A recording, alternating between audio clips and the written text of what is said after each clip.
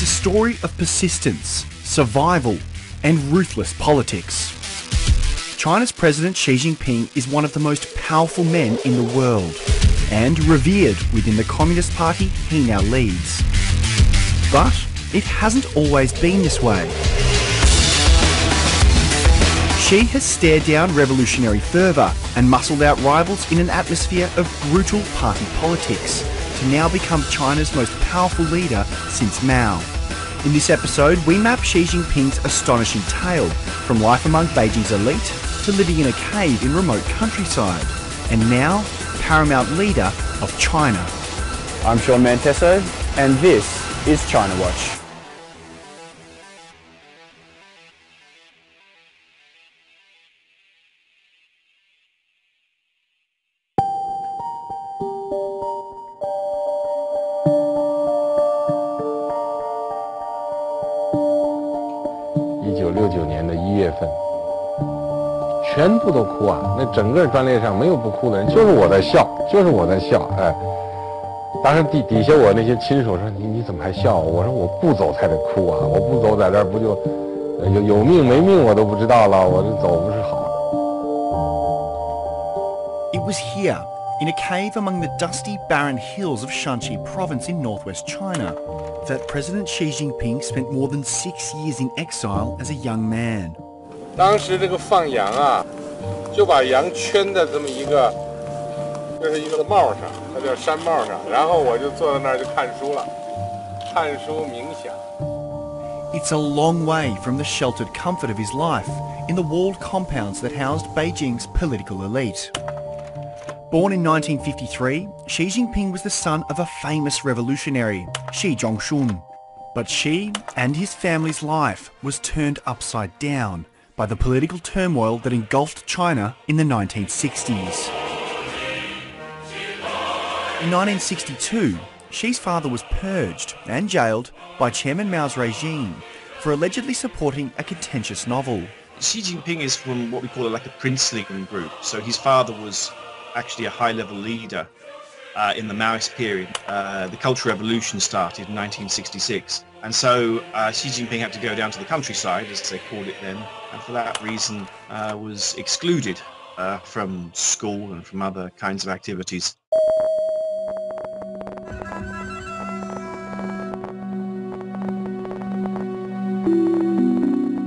The Cultural Revolution was a violent and destructive period for China. Intellectuals and other so-called enemies of the regime were publicly humiliated, tortured, and hundreds of thousands of people lost their lives, including Xi Jinping's oldest sister. It's the formative time for the whole generation, so not just him, but anyone of his age. They said in Chinese, you eat bitterness. They ate bitterness then, and so they're not people who give up easily. It's made a pretty tough generation.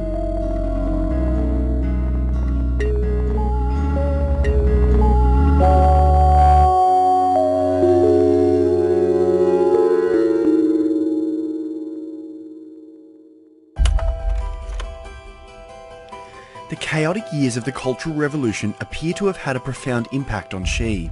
Unlike many others who were ostracised, Xi didn't turn against the Communist Party.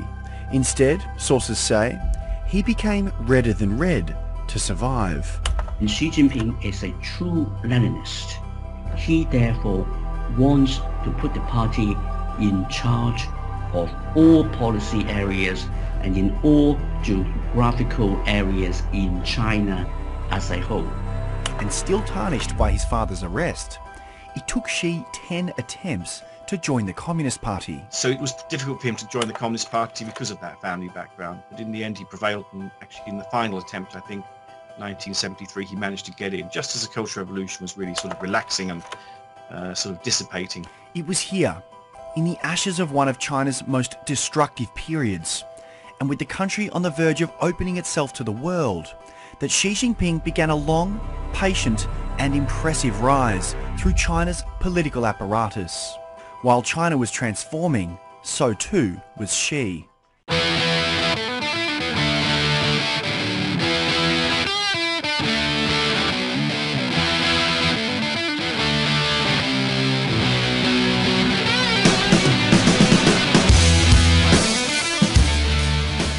He left Shanxi in 1975 to study chemical engineering at the prestigious Tsinghua University, advancing his political career through various county, municipal and provincial leadership positions over the next 2 decades.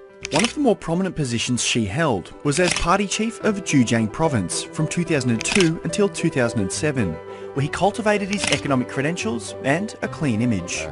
就是在这讲一个公道，我们干部不要去伤害人民的利益。 In all, he'd serve across 4 provinces and the municipality of Shanghai in varying levels of governance. But even by the early 2000s, she wasn't on the radar for national leadership until a more senior position became vacant.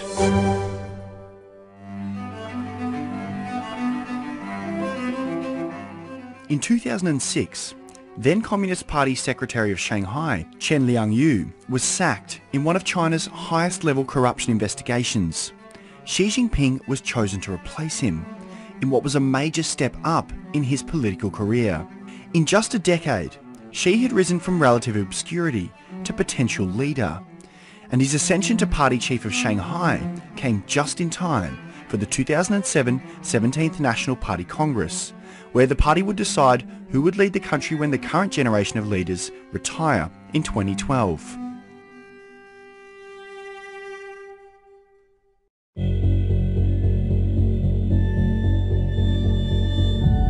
At the 17th Party Congress, when the government under Hu Jintao was to decide on the choice of the next generation of successors, Hu Jintao's first choice was in fact Li Keqiang, but there were some pushbacks from within the party, including from Jiang Zemin's people and the remnants of the Shanghai Gang. And Xi Jinping was able to persuade the party establishment across the board that he would be a better candidate for it.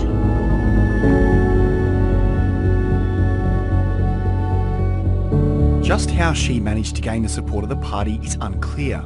The Communist Party is notoriously opaque in its inner workings. But at the 17th National Party Congress, Xi pulled off an unlikely rout of his political adversaries. He was elected onto what we call the Standing Committee of the Politburo. So that's the ultimate group of, at that time, 9 people running the country.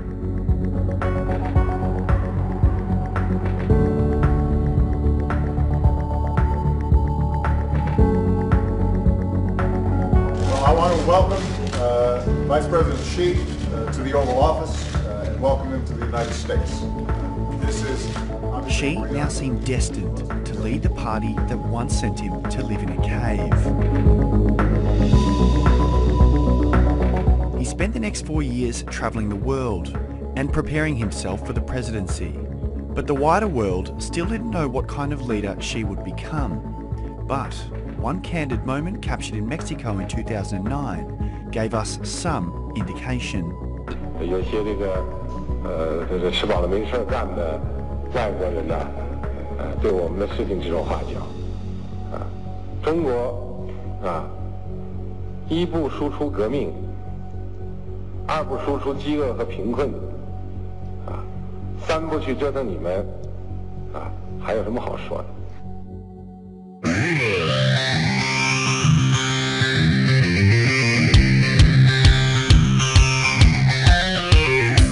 Party faithful had made the pilgrimage to China's National People's Congress.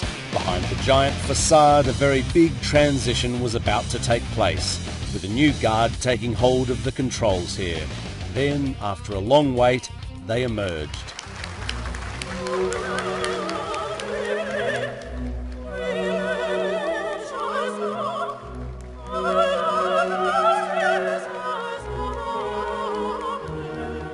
By the start of his tenure in 2013, he was given 3 crucial roles: head of the Communist Party, military and state, already distinguishing him from his predecessor Hu Jintao. It was a sign of things to come.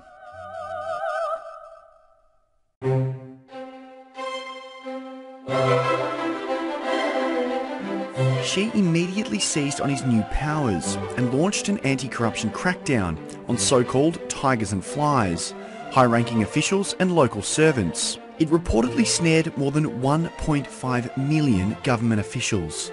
Now, in reality, at that time, not fully recognized by other party leaders, the anti-corruption campaign was also a party ratification campaign. President Xi went after his political rivals, one after another after another.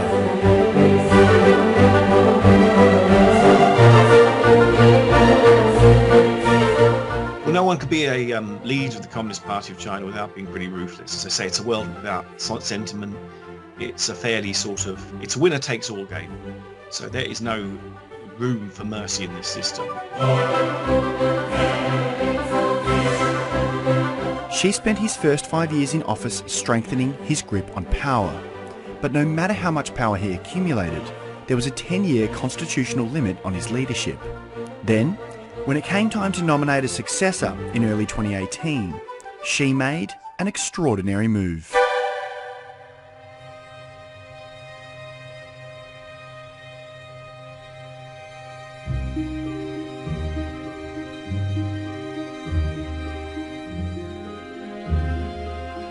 Lawmakers in China have passed an historic constitutional amendment that will allow the president to rule indefinitely. The National People's Congress has just approved a constitutional amendment to abolish presidential term limits. President Xi, already one of the most powerful Chinese leaders in decades, will now be able to rule indefinitely, perhaps for life.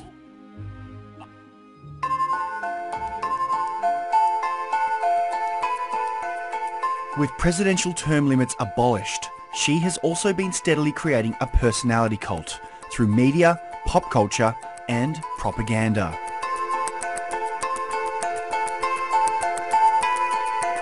This, along with his expanding powers, have drawn many comparisons to the founder of the People's Republic, Chairman Mao, who now stands alongside Chairman Mao in the pantheon of the country's iconic leaders. He's promised a new era for China, but critics of President Xi Jinping have compared him to Chairman Mao. Is moving towards a position which, if he succeeds, will be comparable in influence to Mao.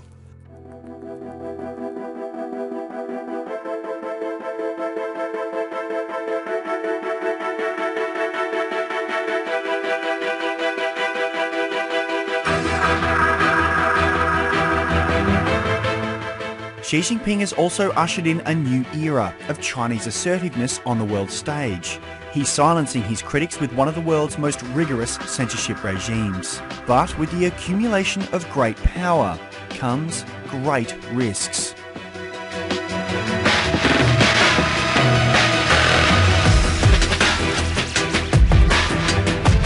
They say on the streets in China, it's risky to retire, meaning that you'll be unprotected then against the people you've made enemies with when you're at the top. And so the only way to prevent that is to stay there. Now, power is a very strong drug to wean yourself off.